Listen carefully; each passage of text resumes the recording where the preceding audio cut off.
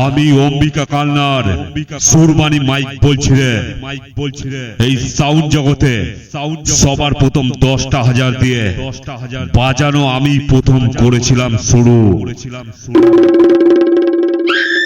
আর তোরা এখন দুদিনকার শিষ্য, কিন্তু মনে রাখিস আমি তোদের গুরু। চল আর বেশি না বকে এইবার বাজানো করলাম শুরু। নে সামলা।